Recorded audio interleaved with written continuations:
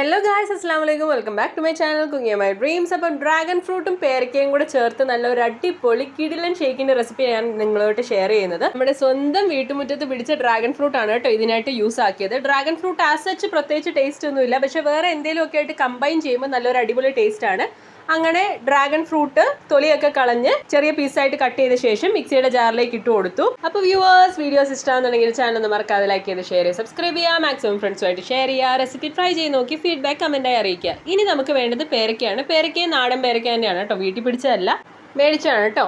ഇനി നമുക്ക് ഇതിലേക്ക് മധുരത്തിന് ആവശ്യമായിട്ടുള്ള പഞ്ചസാരയും നിങ്ങളുടെ ജ്യൂസിന്റെ കൺസിസ്റ്റൻസിക്ക്, അതായത് ഷേക്കിന്റെ കൺസിസ്റ്റൻസിക്ക് ആവശ്യമായിട്ടുള്ള പാലും കൂടെ ചേർത്ത് നന്നായിട്ട് ബ്ലെൻഡ് ചെയ്തെടുക്കുക. കട്ടപ്പാൽ യൂസ് ചെയ്ത് കഴിഞ്ഞാൽ നല്ല തിക്കായിട്ടുള്ള കൺസിസ്റ്റൻസിയിൽ കിട്ടും. ഇനി നിങ്ങൾക്ക് ഇഷ്ടമുള്ള ഗ്ലാസ്സിലേക്ക് സെർവ് ചെയ്യുക. ഒരു സ്കൂപ്പ് വാനില ഐസ്ക്രീം ഒക്കെ മുകളിൽ ചേർത്ത് കഴിഞ്ഞാൽ കുറച്ചും കൂടി ടേസ്റ്റ് എൻഹാൻസ് ചെയ്ത് കിട്ടും. അപ്പോൾ അത്രേ ഉള്ളൂ. Hope you like the videos. You again with it in the video. It's me Shana signing off. അല്ലാഹ് ഹാഫിസ്.